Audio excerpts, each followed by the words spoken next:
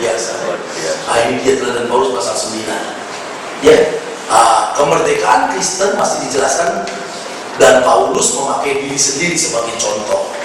Ya, yang pertama yang diizinkan oleh kemerdekaan ayat 1 sampai 14. Pertama, Paulus memberi contoh. Ini sebenarnya lanjutan dari bagian terakhir dari pasal 8. Bagaimana orang yang memiliki pengetahuan itu harus memperhatikan orang-orang yang belum memiliki pengetahuan, yang dalam kitab Roma yang imannya masih lemah, yang belum memahami bahwa kita bebas makan apa saja. Jadi kita supaya tidak bersandungan, kita tidak boleh, saudara-saudara, menggunakan kemerdekaan kita sementara orang yang tidak punya pengetahuan tersandung. Lebih baik kita nggak makan daripada orang tersandung. Nah, masuk ke sini Paulus memberi contoh dirinya dalam pelayanannya, bagaimana dia rela untuk berkorban sampai harga dirinya, sampai dia bekerja siang malam. Untuk apa? Supaya pekerjaan Tuhan maju, supaya dia nggak jadi beban. Sebenarnya dia punya hak untuk dia mendapat upah dari pelayanannya. Ini nanti diungkapkan, tapi itu pun dia tidak lakukan. Luar hebat di sini, nanti saudara lihat, luar biasa ini. Paulus ini beda dengan yang sedang terjadi hari-hari ini lagi. Rencana-rencana, iya saudara. Wah, luar biasa. Ya, kita baca dulu 1-14 supaya mantap ayatnya. Belum ketemu Paulus. Ya, belum ketemu Paulus. Belum ketemu. Perlu ditulis lagi 1 Korintus 9. Ya, kita baca sama-sama 2-3. Bukankah aku rasul? Bukankah aku orang bebas? Bukankah aku telah melihat Yesus Tuhan kita? Bukankah kamu adalah buah pekerjaanku dalam Tuhan? Sekalipun bagi orang lain aku bukan rasul, tapi bagi kamu aku adalah rasul, sebab hidupmu dalam Tuhan adalah materai dari kerasulanku. Inilah pembelaanku terhadap mereka yang mengkritik aku. Tidakkah kami mempunyai hak untuk makan dan minum? Tidakkah kami mempunyai hak untuk membawa seorang istri dalam perjalanan kami seperti yang dilakukan rasul-rasul lain dan saudara-saudara Tuhan dan Kefas? Saudara-saudara Tuhan berarti Yakobus dan lain sebagainya itu yang juga punya istri berarti, dan Kefas punya istri. Jadi Paulus sebenarnya punya hak untuk itu kan? Baca sama-sama lagi. Atau hanya aku dan Barnabas sajakah yang tidak mempunyai hak untuk dibebaskan dari pekerjaan tangan? Pekerjaan tangan maksudnya apa? Pekerjaan tangan, bekerja secara duniawi, ya kan? Sekuler, ya. Baca sama-sama. 2-3. Siapakah yang pernah turut dalam peperangan atas biayanya sendiri? Siapakah yang menanami kebun anggur dan tidak memakan buahnya? Atau siapakah yang mengembalakan kawanan domba dan yang tidak minum susu domba itu? Apa yang kukatakan ini bukanlah hanya pikiran manusia saja. Bukankah hukum Taurat juga berkata demikian? Sebab dalam hukum Musa tertulis, janganlah engkau memberangus mulut lembu yang sedang mengiling. Lembukah yang Allah perhatikan?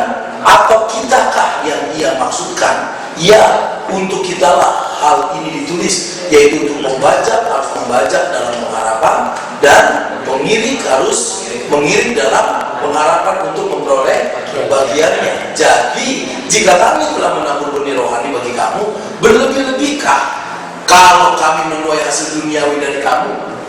Kalau orang lain mempunyai hak untuk mengharapkan hal itu daripada kamu, bukankah kami mempunyai hak yang lebih besar? Tetapi kami tidak mempergunakan hak itu. Sebaliknya kami menanggung segala sesuatu supaya jangan kami mengadakan rintangan bagi pemberitaan Injil Kristus. Tidak tahukah kamu bahwa mereka yang melayani dalam tempat kudus mendapat penghidupannya dari tempat kudus itu, dan bahwa mereka yang melayani mesbah mendapat bagian dari mesbah itu? Demikian pula Tuhan telah menetapkan bahwa mereka yang memberitakan Injil harus hidup dari pemberitaan Injil itu. Artinya tidak salah saudara-saudara, tetapi kalau itu membuat pelayanan tersambung, Paulus tidak. Dia rela. Itu hebat. Luar biasa. Ini sulit ditemui, ini harus diubahkan hari-hari. Iya. Ya. Ya, kita banyak aku, kayak aku, semua aku. Paulus dalam ayat 1 tadi ungkapkan apa dia lebih sebenarnya. Dia ungkapkan bahkan dia sudah melihat Tuhan. Artinya apa? Lebih dari kamu semua. Lebih dari sesuatu semua. Kalau mau diungkapkan bahasanya Rasul Paulus dalam ayat 1. Benar tak? Coba lihat ayat 1 tadi. Ya, bukankah aku rasul? Bukankah aku orang bebas? Bukankah aku telah melihat Yesus Tuhan kita? Artinya apa? Artinya dia lebih dari yang lain. Yang lain tidak melihat langsung Yesus telah bangkit. Bukankah kamu adalah buah pekerjaan dalam Tuhan? Nah, ini ungkapan yang sebenarnya dia sedang berkata, ya kalau saudara kaitkan dengan pasal 8 yang kemarin kita bahas, dia lebih dari jemaat-jemaat yang lain yang punya pengetahuan. Tapi kenapa kamu kok hanya punya pengetahuan begitu sombong sampai kamu makan orang tersambung? Lalu dia kasih teladannya dia dalam pasal 9, bahwa dia lebih dari orang-orang yang punya pengetahuan itu. Tapi pengetahuan itu tidak membuat dia bebas melakukan apa saja. Karena apa? Karena supaya pemberitaan Injil. Bukan itu dia yang kata. Luar biasa. Ya. Kemerdekaan Kristen masih dijelaskan dan Paulus memakai diri sendiri sebagai contoh. Pertama, yang diizinkan oleh kemerdekaan Kristen, Paulus mempunyai hak untuk makan, untuk minum, untuk nikah, mengharapkan bantuan dari jemaat agar tidak harus bekerja dengan tangan gitu tadi. Nggak perlu bikin tenda siang malam pagi petang, dia punya hak untuk itu. Ya, mengenai yang terakhir ini, yang mengharapkan bantuan dari jemaat agar tidak harus bekerja dengan tangan, ia mempertahankan haknya dengan beberapa alasan. Ya, contoh dari sifat atau kebiasaan manusia. Artinya apa? Nanti kita baca dalam ayat 7, tentara, petani, gembala semua mendapat hasil dari pekerjaannya. Artinya itu contoh. Ya kan? Yang dia bekerja dia dapat hasil, itu wajar. Jadi artinya apa? Paulus juga harusnya karena dia bekerja dari pemberitaan Injil, dia juga berhak untuk dapat dari jemaat dukungan berupa materi. Ya kan? Itu maksudnya. Lalu alasan Alkitab bukan hanya contoh yang secara umum. Alasan Alkitab dalam ayat 8-10, prinsip bagi lembu yang berlaku bagi manusia. Ya jangan berangus lembu yang sedang memilih. Nah itu kan dasarnya dari hukum Taurat yang dia ambil, bahwa seorang hamba Tuhan itu dari pekerjaannya. Makanya tadi lembu yang dimaksud, bukan lembu yang dimaksud, tapi ada banyak orang yang bekerja berhak menerima sesuatu dari pekerjaannya. Ya loh, itu dari Ulangan 25 ayat 4. Argumentasi tadi yang masuk akal, ayat 11 dan 12, orang yang memeras susu lembu ya hidup dari susu lembu itu. Nah, itu dia yang masuk akal diungkapkan.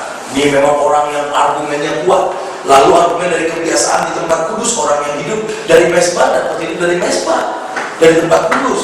Lalu perkataan Yesus ayat 14, mungkin Paulus singgung dari Lukas 7, seorang pekerja patut mendapat upahnya. Artinya kalau berdasarkan A sampai E ini, saudara-saudara, Paulus juga punya hak untuk dia tidak bekerja, untuk dia dapat dukungan dari jemaat, untuk dia membawa istri sama dengan yang lain. Tapi kenapa dia tidak lakukan itu? Nah ini dia contoh yang diungkapkan dalam pasal 9, berhubungan dengan kemerdekaan dia secara orang percaya, rasul, tetapi dia tidak menggunakan itu semua kalau pekerjaan Tuhan terhambat. Ini yang harus saudara pegang baik-baik. Amin. Ini nanti diungkapkan secara teologis. Kita baca dulu ayatnya dalam Roma pasal 14 ayat 19. Ini yang saudara, memang ini konteksnya makanan, tapi ini harus saudara pegang baik-baik. Kalau nanti terjadi perpecahan apapun dalam pelayanan, saudara harus mengusahakan yang membawa damai sejahtera. Amin. Jangan merusak pekerjaan Tuhan. Saudara harus rela menderita rugi, asal jangan pekerjaan Tuhan dirugikan. Amin. Itu dia yang tadi itu merugikan pekerjaan Tuhan, sudah masuk orang. Betul. Sangat merugikan. Iya.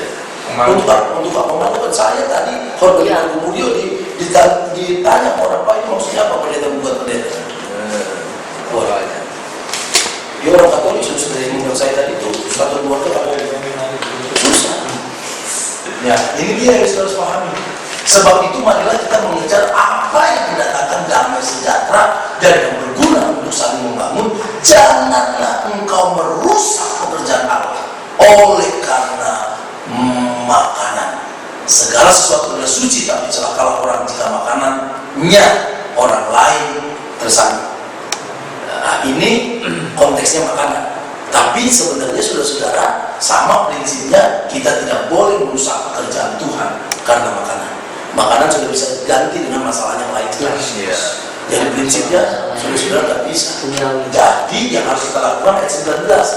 mari kita lakukan apa yang mendatangkan damai sejahtera. Saudara-saudara, saya pernah disakiti luar biasa. Saya pernah punya wakil yang keluar lalu mendirikan gereja, dan dia menghasut dengan banyak hal saudara-saudara supaya jemaat ikut dia. Saya tidak buat apa-apa, ngomong sedikit pun di mimbar, membela diri dan sebagainya. Orang yang bisa lihat, saya hanya membawa yang damai sejahtera. Saya membawa yang orang memahami kebenaran firman Tuhan. Nggak ada jemaat itu. Wah, dia menjelek-jelekan segala macam. Satu waktu saudara-saudara, dia undang saya ngomong. Karena nggak bisa lewat pakai apa-apa segala macam. Itu dia bilang, kok saya khotbah saudara. Saya datang, saya khotbah biasa. Lalu, waduh, kelihatannya ini SMS. Apa itu? Senang melihat orang susah, susah melihat orang senang. Jadi dia senang kalau saya susah. Dia susah kalau saya senang. Jadi dia nggak ingin kalau pekerjaan Tuhan itu berkembang. Kalau orang-orang baik betul apa nggak senang. Tapi kalau lihat hancur, oh, memang kan. Yes. Ini saudara, kita harus bangga. Kalau ada orang memisahkan kita dan dia maju, nggak apa. Ya, pekerjaan Tuhan. Nggak ada masalah. Kenapa pekerjaan Tuhan yang kita pikirkan, jangan kita. Sudah tanpa kebetulan kemarin ketemu di baptisan, kita kan belum punya kolam baptisan. Oh. Jadi sama-sama ketemu di Jalan Rokok baptisan. Iya, 768 baptisan. Lalu dia Banyak yang situ ya Pak? iya. Oh, saya lagi baptis lalu saya biasa aja. Oh, dia kelihatan salah tingkah, saudara. Kenapa? Karena perkataannya dia. Omongan segala macam, saya biasa. Dia deketin saya ke kamar mandi, dia deketin, dia mulai ceritakan. Lalu dia ceritakan bagaimana dia sakit, saudara-saudara, dan lain sebagainya. Saya nggak bersyukur kan sakit. Artinya apa, saudara-saudara? Kita lihat pekerjaan Tuhan. Ketika saudara berbuat sesuatu sehingga orang itu tidak lagi mau mendengar dia khotbah karena saudara kasih tahu kejelekan dia, saudara berdosa. Gimana? Kita kan seperti yang tadi saya katakan, ya wakil saya. Ya. Kalau saya jelekan dia kepada jemaat, membuat jemaat ketika dia khotbah, jemaat tidak mendengar, itu saudara berdosa. Kenapa jemaat tidak mendengar? Karena saudara sudah kasih tahu orang tak benar. Dia hamba Tuhan, saudara. Jadi jangan jelekan karena pekerjaan dia memberitakan firman. Makanya Paulus katakan ada orang yang memberitakan firman Injil dengan maksud yang tidak mengenai. Bagi itu Paulus katakan nggak ada masalah. Yang penting Injil diberitakan itu tanggung jawab dia. Ada orang yang memberitakan murni. Artinya apa, saudara? Artinya jangan karena kita pekerjaan Tuhan jadi terhambat. Jangan karena kita orang berkhotbah jadi orang tidak mau dengar padahal khotbahnya benar. Tapi karena saudara kasih tahu orang itu nggak benar dan lain sebagaimana, orang sudah ada. Iya, orang sudah bilang benar nggak benar itu. Saudara dosa. Makanya jangan saudara mengungkapkan kejelekan seorang hamba Tuhan. Himbau. Kalau saudara mau ngomong aja sendiri, itu namanya cinta. Ketemu face to face. Ya, apalagi hamba Tuhan itu dikenal di jemaat, nggak boleh. Karena dia akan menjadi berkat di situ. Semua orang punya kelemahan. Yang menjadi masalah adalah apa? Sehingga saudara sudah secara psikologi, ya saudara sudah terpengaruh kalau dia udah nggak benar. Kenapa? Karena omongan saudara terhadap orang itu. Iya. Betul? Iya. Karena itu saudara, kita harus lihat seperti Paulus ini, dia tidak lihat orangnya, tapi dia lihat bagaimana supaya pekerjaan Tuhan, Injil tetap terus diberitakan. Dia berkorban nggak apa-apa, nama dirinya nggak dapat nggak apa-apa, nggak perlu ngetop nggak apa-apa. Tapi kalau sudah dapat pemahaman begitu Pak, jadi males Pak. Secara manusia. Iya, itu dia kerugiannya. Jadi yang rugi apa? Yang rugi kan jadi pekerjaan Tuhan. Oh iya. Jadi Injil terhambat. Seperti tadi saya khotbah, ya, dia terus terang sama saya karena berita yang dari situ. Ya. Jadi waktu saya khotbah, saudara selesai khotbah kan kita makan. Dia bilang, Pak, Bapak tadi khotbah semua saya tidak dengar. Oh, iya. Iya. Saya langsung syok. Kenapa dia bilang iya? Karena ini pendeta bukan pendeta. Jadi dia dengan orang itu langsung dianggap ini sama dengan yang ini, sama dengan yang dia baca, sama aja dia orang ini. Paling kesini pengen duit ya, apalagi di perusahaan dia langsung berani saya. Pas saya tadi ngomong, bapak ngomong saya nggak dengar, saya udah nggak konsentrasi karena saya sudah terganggu dengan baca ini. Saya nyesel kenapa saya baca ini. Jadi gitu ya. Dosa siapa? Itu saya susah jadi ngomong. Ya kan? Iya, yang nyatanya bahwa ada orang tersandung. Saya juga jadi kena karena apa satu ton. Iya. Jadi kalau saudara mau bertindak, jangan lihat kepuasan diri orang hancur saudara menang, tapi lihat dampak terhadap pekerjaan Tuhan. Betul, ya. Itu yang lebih penting. Ini yang harus saudara ungkapkan. Ini dampaknya bagi dunia. Jadi pertanyaan yang harus saudara kasih tanda tanya besar, apa kata dunia? Apakah mereka semakin mau percaya atau akhirnya mereka mau percaya? Akhirnya mereka apatis dengan gereja. Ini yang bahaya. Ini Paulus ungkapkan. Kita cerita kalau itu sudah selesai. Ya. Prinsip menyangkal diri. Ini dia yang penting. Ya. Meskipun Paulus membuktikan secara kuat haknya untuk disponsori oleh mereka, didukung, ia tidak menuntutnya. Ia didorong oleh prinsip yang lebih tinggi, yaitu kebaikan orang Korintus. Maka ia tidak menuntut hanya dan haknya, dan ia menyampaikan 3 alasan kenapa dia tidak menuntut. Yang pertama, untuk Injil. Coba kita baca ayat 15-18, lalu ayat yang ke-23. Ya, ngomong 1 Korintus 9.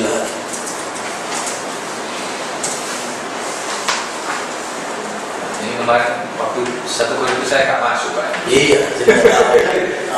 Tahu ya. Kalau tahu mungkin gugatan itu nggak jadi kali ya.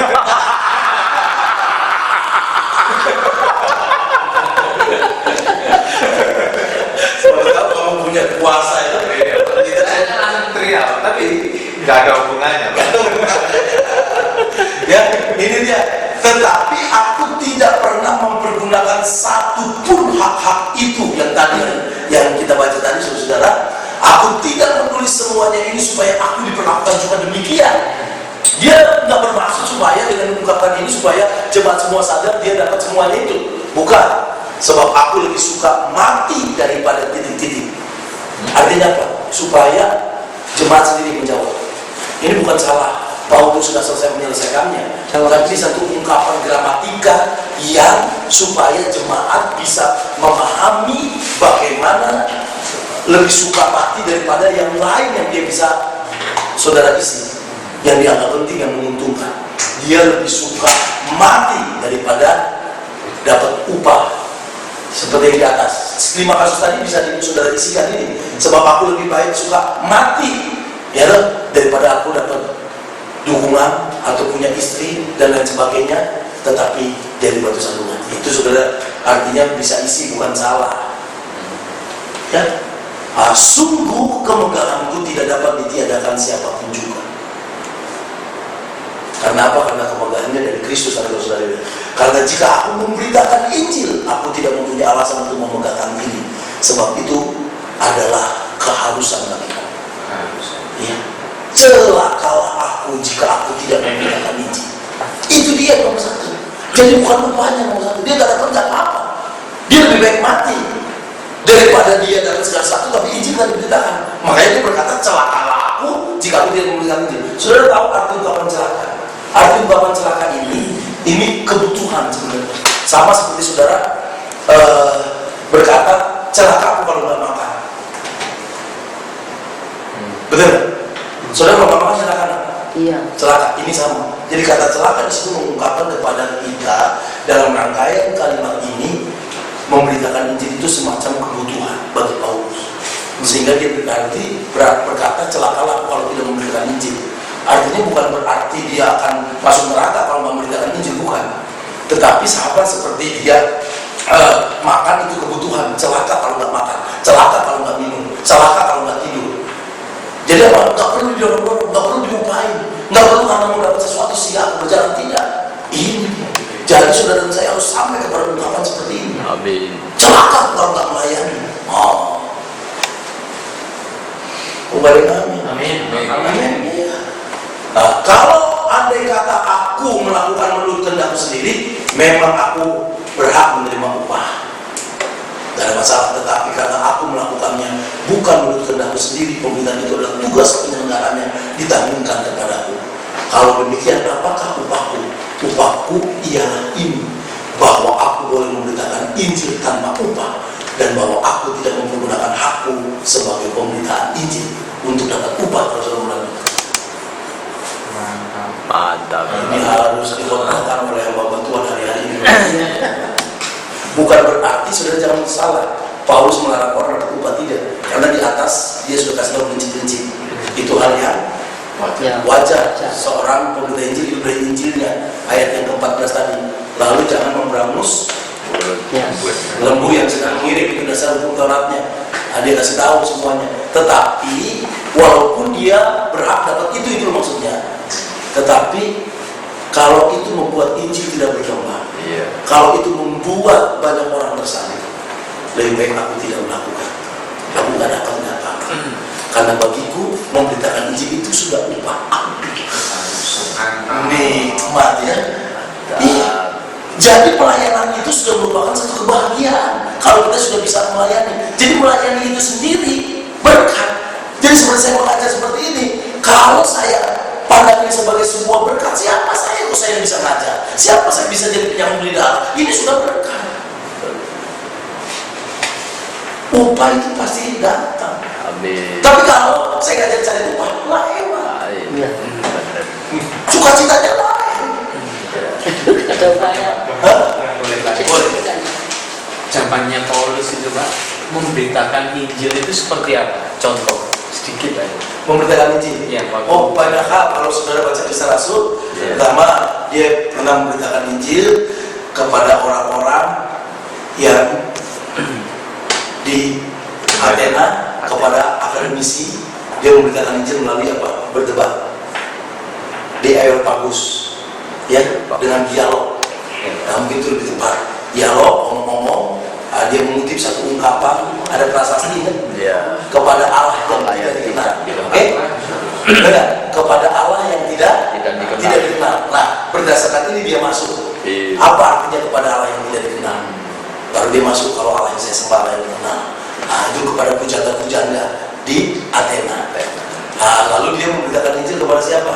Kepada perempuan-perempuan pengusaha kain bunga siapa? Lydia. Lydia. Dia ketemu Lydia, ya, dia beritakan Injil kepada Lydia. Nah, ada juga pengajaran-pengajaran di mana orang belum memahami, ya, dia masuk sinagog. Nah, itu pemberitaan Injil dia, karena kebanyakan orang Yahudi dia masuk lewat sinagog. Lalu karena sinagog pendekatannya adalah pendekatan kitab suci, arti kitab suci. Nah, karena orang-orang Yahudi mengerti siapa Mesias, perlu dijabarkan. Lalu salah satu hal yang sangat efektif pada waktu Kisah Rasul, pendekatan melalui keajaiban, mujizat. Lewat mujizat orang melihat Yesus yang hebat. Jadi mujizat itu salah satu juga sarana pemberitaan untuk orang mengenal Yesus, bukan satu-satunya. Nah, salah satu cara pada waktu itu banyak, ya, di pasar-pasar kan ada, harus di pasar-pasar dia memberitakan itu. Nah, bagaimana itu bisa dilakukan sekarang? Nah, kita bisa lihat prinsip-prinsipnya. Nah, prinsip dialog bisa kita pakai, sama seperti Yesus kepada perempuan Samaria, itu prinsip dialog. Kepada Nikodemus, seorang ahli Taurat, ya, dia juga memberitakan Injil, tapi beda pendekatannya. Itu kadang-kadang dia keras, melalui khotbah, celakalah, itu celakalah, kayak orang-orang Farisi, itu kan khotbah Yesus tentang akhir zaman. Nah, itu pemberitaan Injil kerajaan Allah, ya. Nah, ini kalau pengadilan termasuk penginjilan juga Pak? waktu Di pengadilan. Oh iya, Paulus waktu di pengadilan dia memberitakan Injil, Pak. Waktu di pengadilan, masih ingat siapa Felix itu dia, kepala wilayah itu, yang sampai berkata, hampir-hampir aku engkau kristenkan.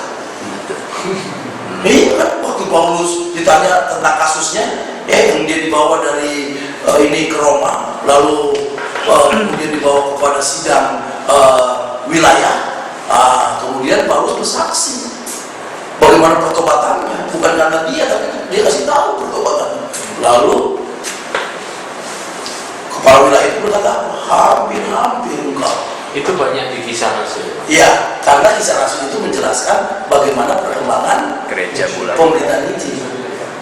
Nah, surat-surat itu hasil dari pemberitaan Injil, ada jemaat. Lalu Paulus menulis surat kepada jemaat dalam kasus-kasusnya, dalam kebutuhan-kebutuhan. Ya, ya, ayat 23 yang tadi dulu. Lompat ayat 23. Ya, segala sesuatu ini aku lakukan karena Injil, supaya aku mendapat bagian dalamnya. Jadi fokus dia, saudara, bisa khotbah ini dengan satu garis besar. Bagaimana hamba yang berkenan kepada Tuhan. Pertama, hamba yang berkenan fokusnya kepada hal yang bernilai kekal. Fokusnya kepada Injil kalau mau lebih konkret. Bukan fokusnya kepada perut. Bukan fokusnya kepada materi. Kalau mau umum, itu yang pertama. Oh, ini bisa baca ya, ayat. Dan walaupun nggak salah, sudah perlu juga perlu, uang juga perlu. Tapi kalau itu membuat Injil harus Terbelenggu. dihambat, dia tidak. Ya, kita kembali cerita, ya. Ya, perasaan tanggung jawab dalam memberitakan Injil terlalu kuat sehingga ia tidak dapat berpikir bahwa pemberitaan itu adalah cara mencari rezeki. Wah, bukan Yesus. Dia nggak sampai berpikir bahwa pemberitaan Injil itu cari rezeki. Ini yang hari-hari ini yang perlu diberantas. Sebenarnya saudara-saudara, dari awal saya itu nggak mau jadi pendeta dari awal. Ya. Saya sudah sebenarnya terpanggil kelas 3 SMA melalui KKR, tapi saya merasa aku nggak mau jadi pendeta. Kenapa? Karena saya dari gereja Protestan, saudara-saudara yang lihat pendeta-pendeta, ya, rasanya nggak mantap, ya. Lalu papa saya itu orang yang, kan papa saya kontraktor referensi. Itu majelis. Nah, dalam gereja seperti kami itu, kalau majelis itu yang menjadi pendeta. Ya, jadi pendeta itu di bawahnya majelis.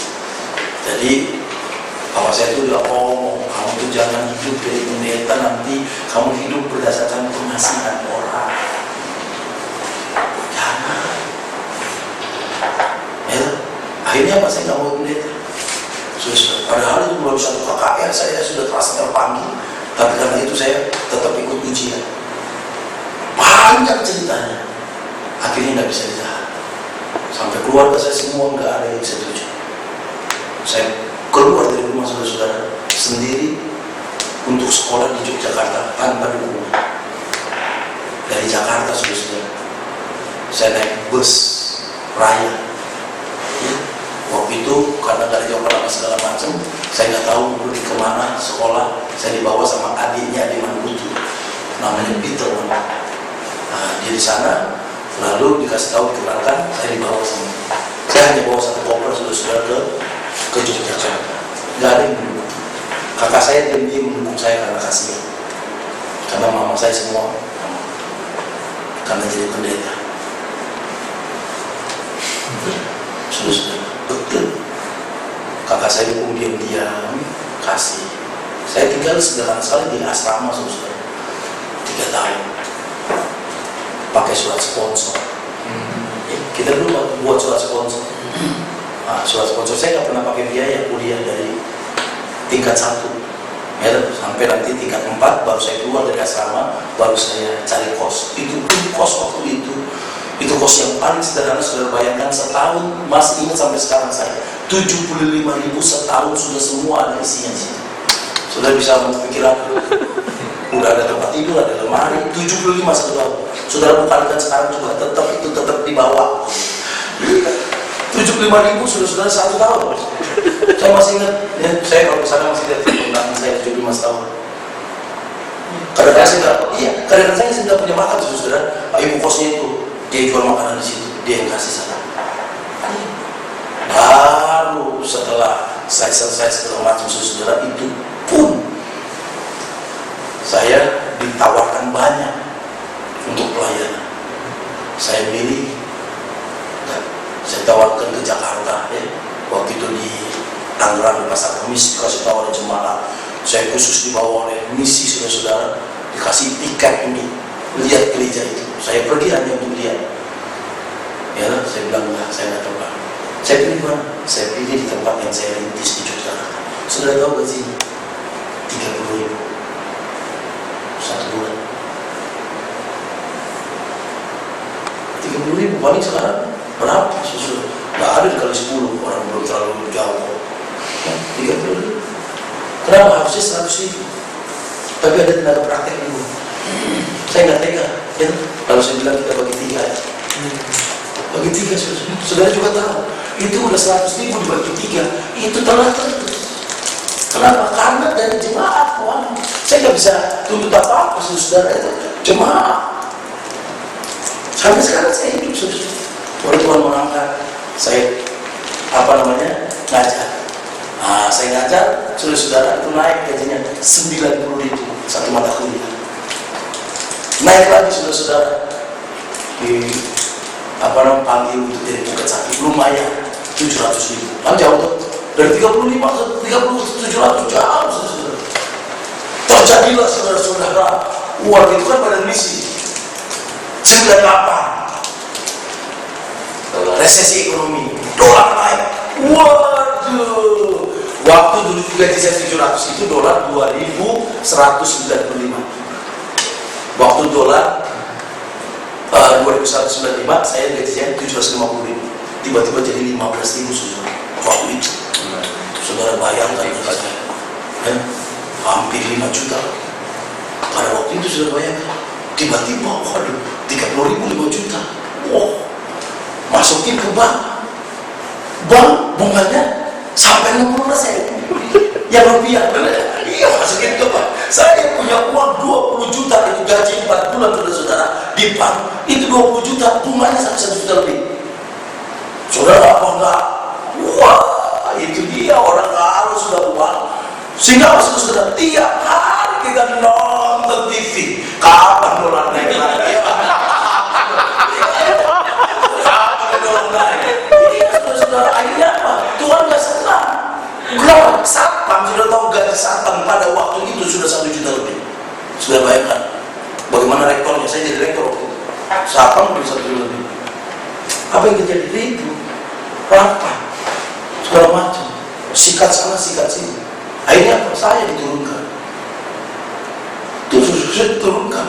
Wah, rapat saya ke meja. Hari ini saya turun. Saya mulai kesibukan dengan saya kumpulkan mahasiswa saudara, saya ngomong, mahasiswa datang ke rumah saya, Pak jangan Pak, jangan keluar. Nah itu dia yang saya ingin pekerjaan itu. Kalau saya menggerakkan mahasiswa, saudara, bisa saya lawan yayasan. Mahasiswa dari pihak saya, apalagi banyak orang Batak. Kalau sekolah pendeta itu banyak orang Batak. Banyak orang Ambon, orang Batak. Itu satu golongan ya. Lalu isi saya kan Ambon, saya gerakan habis saudara. Bisa datang ke rumah Pak. Iya bisa. Saya tidak lakukan. Saya bilang saya pindah ke Jakarta. Saya tulis surat ke kakak rawani saya. Keadaannya seperti ini. Kamu pindah. Saudara tahu? Saya pindah gaji saya 700.000 di Jakarta. Dari 5 juta terus. Berat banget. Apalagi hidup di Jakarta. Waduh, 2098. Kenapa? Karena pekerjaan Tuhan. Sudah tahu, saya tinggal tempat itu.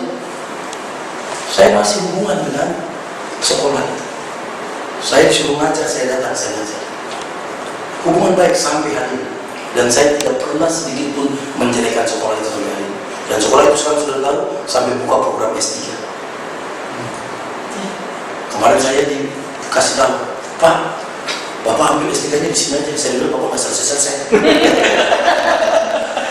Bapak katanya di mana nggak selesai-selesai. Bapak di sini aja. Karena kalau Bapak di sini ini pas. Karena kita lagi rapat. Ini di ruang dosen dan ada foto Bapak di sini. Kan semua foto-foto pernah yang direktur di dalam. Jadi kalau Bapak selesai dari sini S3 pas. Saya bilang enggak. Saya sudah di tempat lain sudah 10 tahun nggak selesai. Saya percaya sebenarnya kalau di situ lebih cepat mungkin ya banyak fasilitas murah itu. Iya, pas, biar cepat kan. Mungkin juga mereka ada maksud untuk menarik saya juga kan bisa, ya. Jadi enak saudara. Walaupun kita keluar dengan sesuatu yang menyakitkan, tapi kita tidak berbuat sesuatu untuk menjelekkan. Kenapa? Karena ini pekerjaan Tuhan. Oknumnya yang nggak benar itu urusan dia dengan Tuhan. Ya. Tapi jangan sampai ya, akhirnya orang nggak mau sekolah ke sana. Saudara kasih isu jangan sekolah di situ, itu sekolah nggak benar ya. Mereka sekarang hormat sekali sama saya. Itu dulu pernah mau kerja sama. Waktu wisuda di Sriwijaya, saudara-saudara itu semua pemimpin-pemimpinnya datang. Kita mau kerja sama. Jadi MBS itu buka jadi pengelola kelas khusus, ada gelar kerjasama dengan mereka. Itu sampai seperti itu, sampai sudah ke notaris sudah. Kenapa nggak jadi? Nggak jadi karena mereka takut dengan Departemen Agama. Karena Departemen Agama setelah itu memberi surat bahwa tidak boleh buka kelas jauh. Akhirnya mereka buka kelas jauh di sini. Nah, pengelolanya MBS, program S1 dan S2. Itu mahasiswanya udah banyak. Itu saya sudah tawarkan saudara. S2 aja yang panitia aja udah ada 15 saudara Rock itu yang udah mau ikut. Ya toh? Cuma ya belum waktunya. Artinya apa? Artinya hubungan jadi tetap baik, sus. Bayangkan karena mereka sampai datang ke sini, sudah datang sama saya khotbah, mereka dengar di situ. Yang dulunya mencungkil saya di situ. Teman saya dengan bahasa asli, ya, nginep di rumah saya, nggak ada masalah. Ada seperti itu. Tidak masuk koran ya Pak ya. Kamu kutak-atik tidak perlu dikutak-atik ya. Ya nggak perlu dikutak-atik, dia kutak-atik. Ya, yang kedua, kenapa Paulus begitu? Ayat kedua, lanjut. Untuk jiwa-jiwa. Jadi dia tidak lakukan satu tadi, alasannya coba yang tadi satu supaya ini bisa saudara untuk garis besar khotbah. Satu, karena untuk Injil. Demi Injil dia rela berkorban, dia rela dengan betapa, dia rela untuk tidak menundukkannya. Yang kedua, kenapa dia rela seperti itu? Untuk jiwa-jiwa. Mungkin inilah intisari yang membuat Paulus menyangkal dirinya. Ia mengasihi manusia yang sesat meskipun dia merdeka untuk menjadikan dirinya hamba semua orang untuk memenangkan. Nah ini dia dalam ayat 19-22, orang Yahudi dia rela untuk takut kepada hukum Taurat.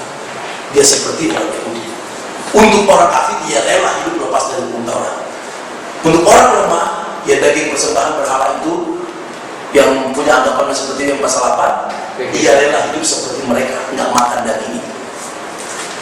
Kita baca ayatnya. Ya demi jiwa-jiwa dia rela. 19-22, ya.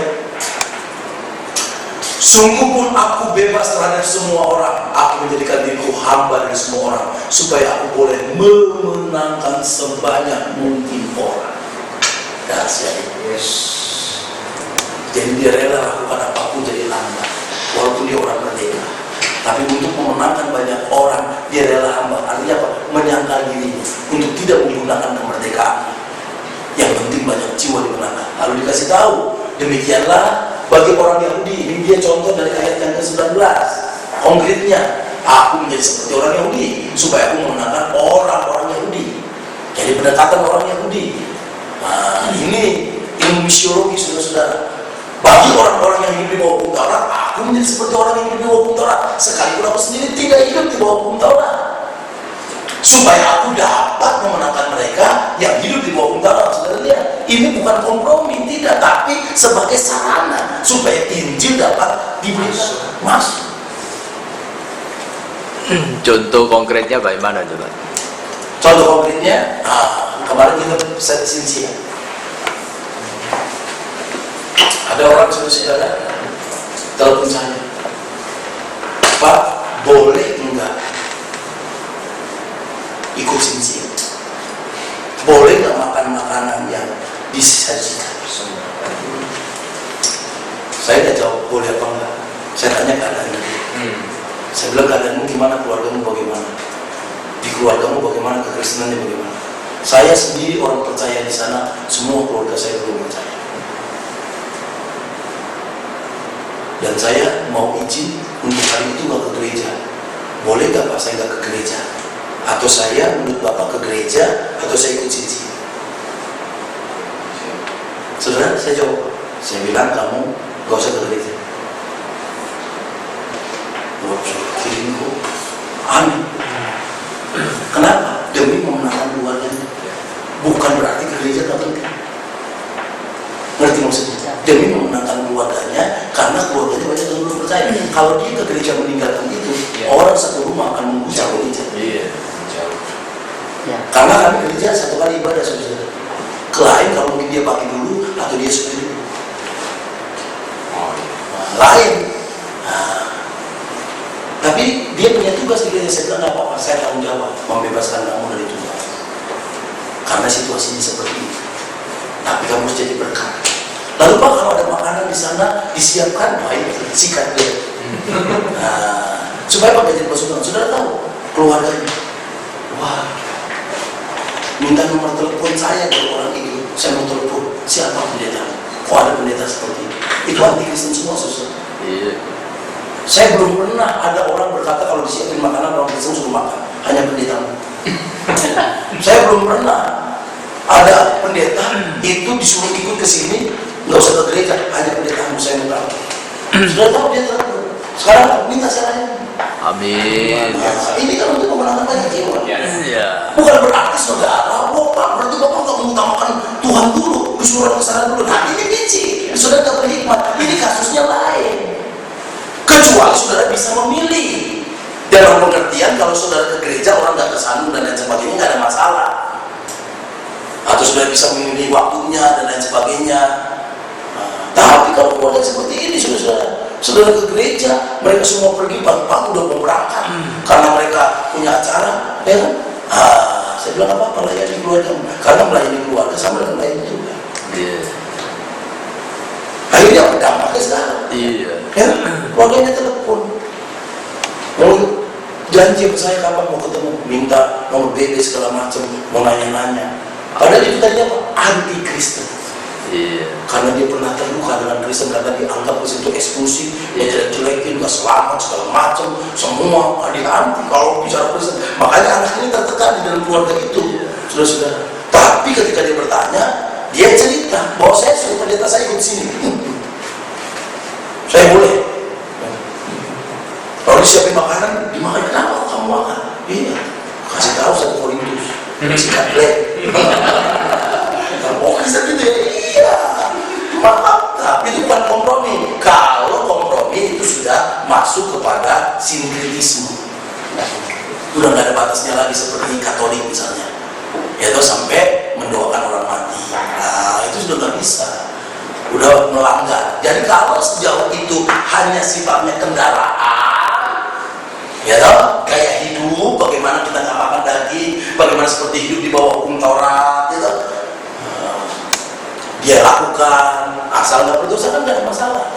Dia ke sinagog, cuci tangan, kan itu di bawah sekolah di bawah hukum Taurat, ya nggak ada masalah. Supaya apa bisa memenangkan demi jiwa-jiwa ini. Bagi orang-orang yang tidak hidup di bawah hukum Taurat, aku menjadi seperti, aduh, kamu naik itu jadi susah ya. Di bawah, aku menjadi seperti orang yang tidak hidup di bawah hukum Taurat. Sekalipun aku tidak hidup di luar hukum Taurat, karena aku hidup di bawah hukum Kristus, supaya aku dapat memenangkan mereka yang tidak hidup di bawah hukum Taurat. Saudara lihat tadi berkali-kali diulang-ulang, supaya aku memenangkan, supaya aku memenangkan. Ya, nanti juga di bagian ini, bagi orang-orang yang lemah, aku menjadi seperti orang-orang yang lemah, supaya aku dapat menyelamatkan mereka yang lemah.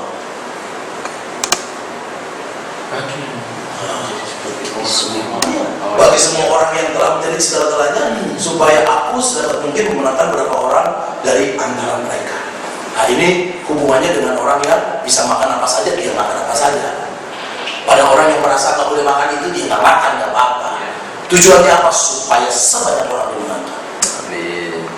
Supaya sebanyak orang diulang-ulang. Nah, sehingga kesimpulannya kita kembali ke kita kesimpulannya apa? Dia tidak menuntut hak itu untuk jiwa-jiwa.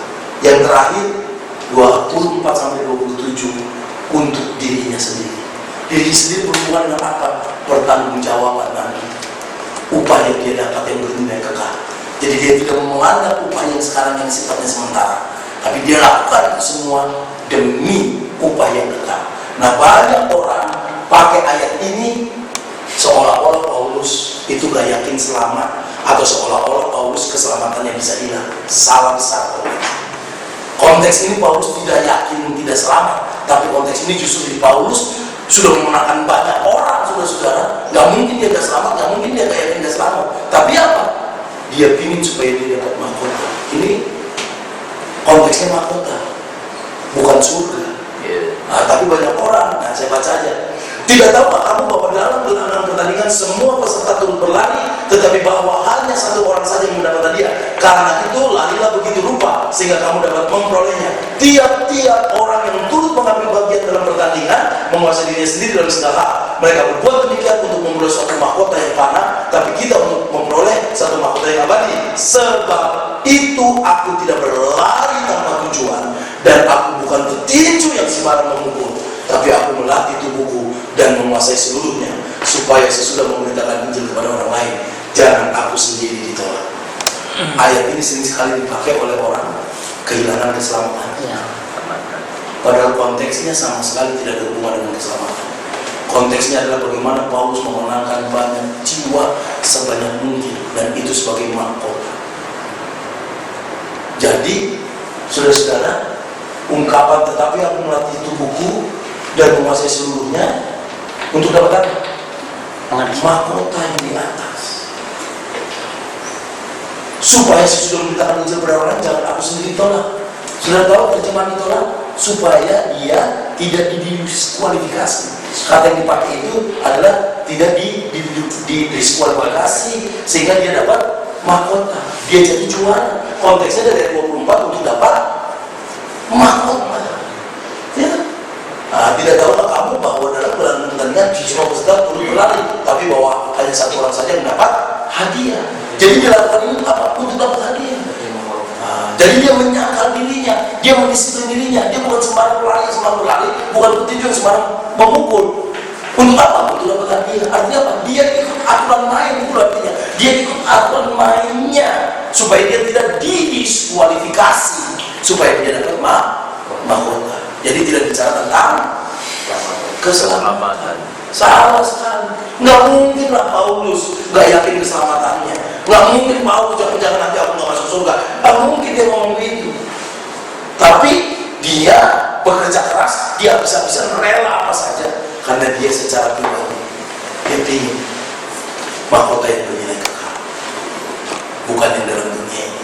Nah itu dia bagian terakhir dari pasal kembali ke ayat 9. Jadi 3, kenapa Paulus menuntut haknya, rela berkorban melakukan apapun. Pertama untuk Injil, kedua untuk jiwa-jiwa, ketiga untuk diri sendiri, hubungannya dengan hal yang bernilai kekal, yaitu upah yang didapatkan. Amin. Bukan yang sementara. Ya. Kalau dikaitkan dengan itu Pak, dengan fokus kepada pekerjaan apa segala macam, visi, cuma tinggal motivasinya untuk apa? Bisa. Jadi saudara bekerja keras habis-habisan, apapun tujuannya, motivasinya apa? Pekerjaan kita tidak punya nilai apa-apa ketika pekerjaan itu hanya menyentuh horizontal. Ya. Tapi pekerjaan itu akan bernilai ketika kita hubungi dengan Tuhan. Makanya ibadah kita, pekerjaan kita bukan hanya di gereja. Saudara bekerja di mana saudara bekerja sebagai ibadah kepada Tuhan. Itu yang bernilai. Jadi lakukan seperti Paulus lakukan. Ya. Untuk apa saudara bekerja? Supaya melalui apa yang Bapak pekerjakan, sehingga aku bekerja keras. Supaya apa? Supaya Injil tidak dicela, supaya Yesus tidak dicela. Karena itu kalau aku bekerja, aku ingin bekerja dengan maksimal yang terbaik, supaya orang melihat Yesus yang hebat dalam hidupku. Sama. Bisa. Jadi kita didorong untuk bekerja keras habis-habisan. Kenapa? Supaya melalui apa yang aku lakukan, orang bisa melihat Yesus. Sehingga ketika banyak hal yang menghambat kita, menyakiti kita, kita gak sakit hati. Betul nggak? Iya, karena motivasi kita bisa tersenyum. Tapi kalau saudara tujuannya ke situ, saudara nggak dapatkan. Kalau Paulus tujuannya upah, nggak dapat. Enak aja ya. Somasi. Itu udah malah panjang ya. Saya nggak mau begini loh. Nanti saya somasi ya. Kita akhir. Pak, satu lagi Pak, kalau Ya. dari kalau kita ke tempat kematian Pak, kalau tradisi Cina itu kan kita sembahyang Pak ke depan penghormatan, penghormatan. Ya. Nah, baiknya sebagai orang Kristen gimana? Idealnya kalau bisa tidak menjadi batu sandungan. Kalau bisa nggak jadi sandungan, ya nggak usah. Kalau bisa, kalau saudara nggak lakukan itu nggak batu sandungan, ya kasih itu aja ya duduk. Salaman sama yang Ya, salaman yang itu. Kalau bisa, kalau nggak jadi. Tapi kalau sudah lakukan itu batu sandungan, saudara harus melakukan supaya nggak batu sandungan. Kalau suruh hormat, hanya hormat berdiri, nggak ada masalah. Saya juga suka. Itu memang pergumulan saya. Sebenarnya saya kalau saya itu saudara maisong yang paling saya stres adalah masuknya. Makanya kita kadang-kadang masuknya di belakang. Nanti pulangnya baru saya ini ya. Tapi dia rame-rame. Kebetulannya sama. Kenapa? Karena saya kan nggak netral, saya pendeta. Orang kan melihat nih, coba lihat di Maroko apa ini. Jadi pro kontra saudara-saudara, itu yang membuat saya susah. Nah, iya, kalau saya hormat, apa saudara pikir gak ada yang tersambung? Jangan-jangan ada yang tersambung ketika saya hormat. Pendeta, itu banyak juga. Itu masalahnya. Itu yang saya stres. Kalau saudara dan lain sebagainya gak ada masalah. Ya, kembali motivasi kita bisa lihat, pokoknya sama. Lakukanlah apa yang mendatangkan damai sejahtera, tidak menjadi satu. Artinya apa? Kalaupun kita berdiri di situ, kita nggak menyembah berhala, kita nggak kompromi, karena kita menghormati supaya kita nggak jadi semua menghormatinya. Tapi kalau secara umum kita nggak harus lakukan itu dan orang menerima, nggak apa-apa. Cuman kalau saudara nggak lakukan itu, orang kesana sama saudara, itu kan kita nggak jadi berkah. Apa salahnya coba kita berdiri, kan kita nggak menyembah. Tapi kalau berdoa di depan itu untuk keluarga yang ditinggalkan, nggak ada apa-apa. Kita kan berdoa, Tuhan berkati yang ditinggalkan ini supaya mereka bertobat terima Yesus, kan nggak ada masalah. Kita kan nggak berdoa untuk yang banyak. Dan cuman saudara nggak usah duduk sama yang petinya, duduk sama orang yang di sini aja, yang kiri kanannya aja, nggak usah ke yang sininya, ya enggak. Kalau itu saudara udah kebablasan, udah sampai kompromi. Kalau saudara sudah sampai, itu karena sudah ini udah nggak netral. Tunduknya kepada manusianya aja langsung, ini ya. Nggak ada masalah. Pak, misalnya, saya lihat tahu-tahu Topan datang terus dia sepertinya berdoa di situ. Ya, menghadapnya kan juga seperti itu. Saya mesti ngomong apa sama dia? Kalau dia tersandung, ya misalnya dia, saya di belakangnya misalnya. Topan ternyata sudah di depan itu jenazah dan dia sepertinya berdoa gitu. Saya mesti ngomong sama dia setelah selesai. ya tanya dulu, kamu melakukan apa? Kamu dari berdoa siapa? Kalau dia salah, kita tinggal lurus. Ya, ternyata dia sepertinya itu, gitu. Terus saya mesti ngomong apa? Ini banyak terjadi Pak, gitu. Jadi saya kok nggak bisa kasih tahu dia, gitu. Iya, jadi kan kalau kita sahabat atau apa, ya kan, apalagi kita sudah bari sama-sama, kita lihat berdoa, kita tanya kan, tadi kamu ngomong apa? Waktu doa itu kamu doa apa? Dia kan cerita. Kita ajak sharing. Seharusnya kalau kita sebagai orang Kristen yang seperti itu, kita nggak perlu berdoa untuk yang mati. Jadi kita berdoa untuk yang hidup. Karena yang mati sia-sia, udah mati nggak perlu didoakan. Kita itu aneh. Waktu hidup nggak pernah didoakan, mati didoakan terus. Kenal aja enggak Pak? Bagus. Kalau secara manusia ini kita ini sering tidak mau berani memberitahu kesalahan ke teman, karena kita khawatir kita ditolak atau teman tersinggung. Benar Pak. Maka kita kan bertanya, Itu aja. kan kita bertanya kamu doakan apa, lalu kita tinggal pendekatannya, sharing, pendekatannya sharing. Kalau kamu berdoa untuk yang mati, ya kita kasih tahu apa manfaatnya misalnya kalau berdoa untuk itu. Kan dia bisa selesai. Cuma masalahnya umpama kita nggak mau sharing karena kita khawatir apa yang kita ngomong tersinggung dan kita ditolak. Gitu. Betul. Sering kali seperti itu. Jadi itu harus hikmat kembali. Pintar ya. Iya, nanti Tuhan kasih cara. Iya, sudah Pak ya. Ini kita lewat ini luar biasa.